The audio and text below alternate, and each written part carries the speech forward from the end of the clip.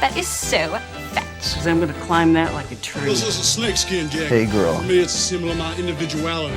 Object to the test! Everyone, have a great day. C'est de toute beauté. Salut tout le monde, bienvenue dans ce nouvel épisode d'Anaïs se fait des films, le podcast où l'on parle de mes obsessions cinématographiques, mais pas que.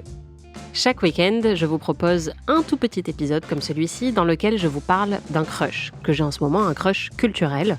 Ça peut être une œuvre, une scène, un acteur, une découverte, que sais-je, dont j'ai envie de vous parler un petit peu en détail. Et mon crush, cette semaine, c'est un vieux film, un film noir des années 50 qui ressort dans quelques salles françaises cet été et que je viens tout juste de découvrir et je l'ai beaucoup aimé. Ce film, c'est Le Masque arraché ou Sudden Fear de David Miller, sorti en 1952. Good morning, Mr. Blaine. Good morning, Mrs. Blaine. Without you, I have nothing.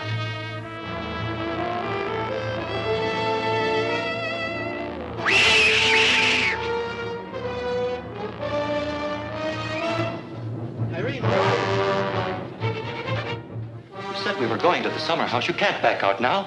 Lester, why are you so excited? I mean, I've been looking forward to being alone with you. C'est un film incarné par Joan Crawford. Joan Crawford qui joue le rôle d'une riche héritière et dramaturge qui va tomber amoureuse d'un acteur qu'elle avait viré de sa pièce. Elle tombe complètement sous le charme, ils se marient et, alors qu'elle nage encore en plein bonheur nuptial, elle va découvrir qu'il projette de la tuer dans les 3 jours pour essayer d'empocher son héritage.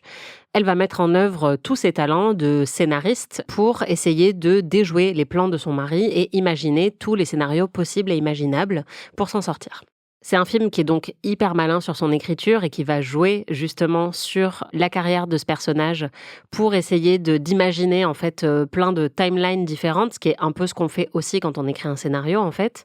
Et puis c'est un film qui est jouissif parce que c'est une héroïne assez fascinante qui doit tout faire pour se sauver face à son mari alors qu'elle a encore le cœur brisé et qu'elle vient à peine de se marier. Et donc elle doit continuer à faire semblant auprès de lui qu'elle ne sait pas qu'il lui veut du mal. C'est un film assez méta, comme beaucoup de films noirs de la période. On en reparlera un petit peu plus tard dans mon épisode sur Sunset Boulevard, que j'avais enregistré au Majestic Bastille. Mais en fait, à cette époque, dans les années 50, le film noir, il en est déjà à sa 3e décennie d'existence. C'est le genre cinématographique le plus prévalent à Hollywood, et les réalisateurs l'ont déjà réinventé et retourné dans tous les sens. Et donc, la conclusion logique, c'est de commencer à faire des films un petit peu méta, qui vont s'inspirer de la carrière des acteurs et des actrices qui vont jouer dans ces films-là. Et ce film, Sudden Fear, va opérer comme un commentaire direct sur la carrière de Joan Crawford. Pour rappel, Joan Crawford, ça a été une immense star à partir des années 20. C'était vraiment une star montante qui a connu le succès en incarnant un personnage de femme assez libérée, de femme très moderne, plus libérée sexuellement que ce que voulaient les valeurs de l'époque. Et puis évidemment, c'est une femme magnifique. Sauf qu'au fil des années 20 puis années 30, sa carrière va commencer à s'étioler un petit peu et elle va être remplacée par des ingénus qui vont un petit peu menacer sa carrière jusqu'à ce qu'elle devienne vraiment has-been et qu'elle quitte son studio MGM. Et qu'elle essaye de retrouver une place tant bien que mal ailleurs. Finalement, c'est la Warner Bros. Qui va la récupérer.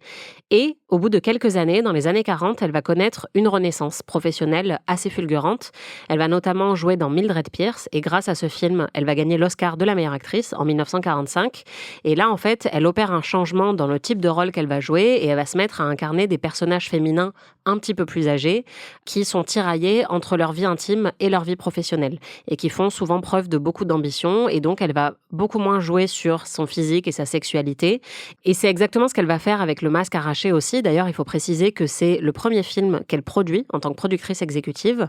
Et c'est un film dans lequel elle joue une femme un petit peu plus âgée, qui a une très belle carrière puisqu'elle est dramaturge, et donc qui n'est pas que définie par son argent en tant qu'héritière. Et il y a l'idée dans le film que c'est un petit peu risible que ce très bel acteur plus jeune qu'elle ait envie de l'épouser. Et en fait, le film va jouer sur l'image qu'on a de Joan Crawford, qui elle-même était une actrice extrêmement ambitieuse, qui elle-même a eu des chagrins d'amour très importants, puisqu'au moment où elle incarne ce rôle, elle a 48 ans, elle est déjà divorcée.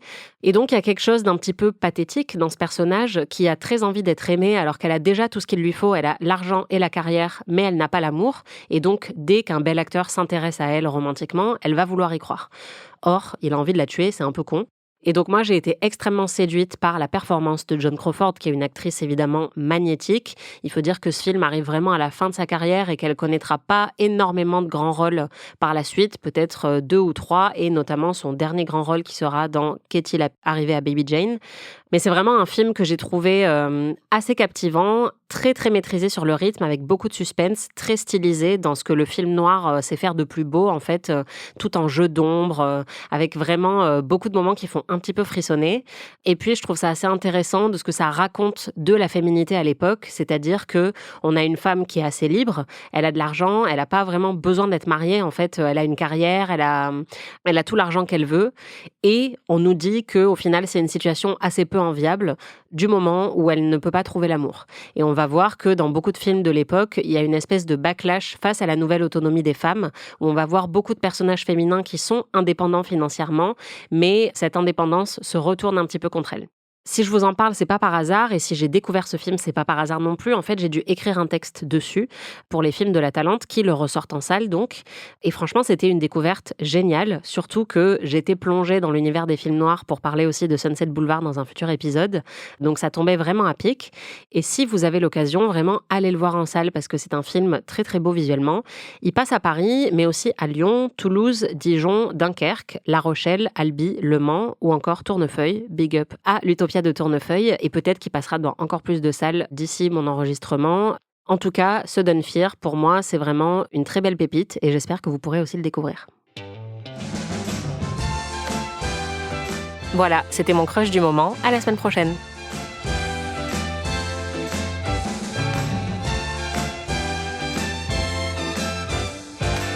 Anaïs se fait des films est un podcast d'Anaïs Bordage, c'est moi, produit par Slate Podcast. Production éditoriale, montage et réalisation Aurélie Rodriguez.